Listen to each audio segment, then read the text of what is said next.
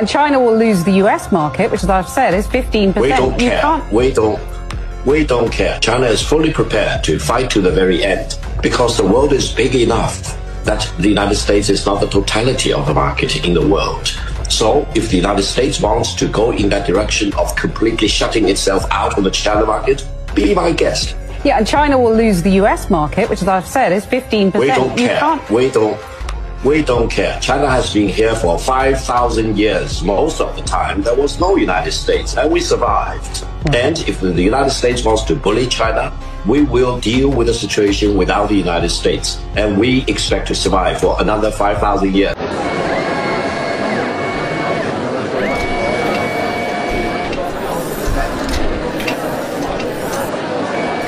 Cina memang luar biasa, teknologinya sudah 50 tahun lebih maju dari negara di dunia.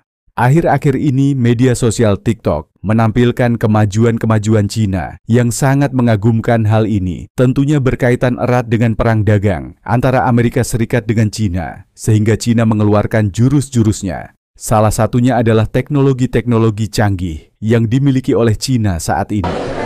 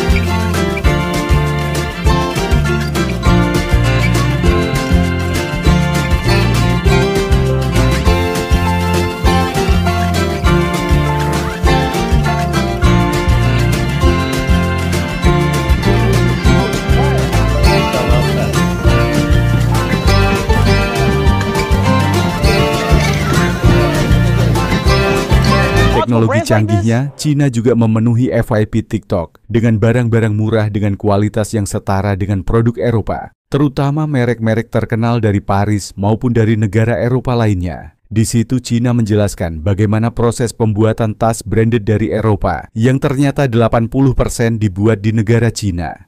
Sehingga warga negara di seluruh dunia tahu bahwa tas branded yang berasal dari Eropa tersebut ternyata diproduksi di Cina dan dengan harga yang lebih murah. Ini disebabkan oleh perang dagang antara Amerika Serikat dengan China, sehingga Cina mengeluarkan semua jurus-jurusnya, termasuk memenuhi beranda-benda TikTok dengan barang-barang murahnya. Memang negara China ini merupakan negara yang mencapai kemajuan pesat. Usaha-usaha yang dilakukan oleh Cina ini sungguh luar biasa, tidak kenal menyerah dan selalu berusaha. Cina yang awalnya dulu terkenal dengan produk imitasi dan dengan produk yang rapuh sekarang menjadi produk andalan berkualitas nomor 1.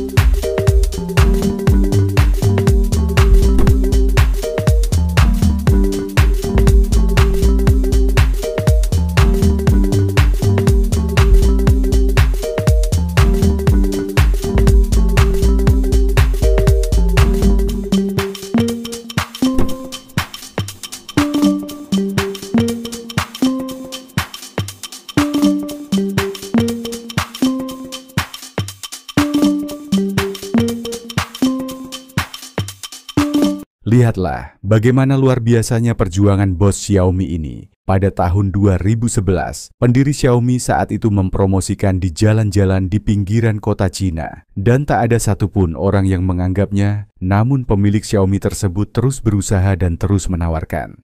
Berkat usahanya yang keras tersebut, membuat dirinya menjadi orang yang sukses dan menjadi orang besar di negara Cina.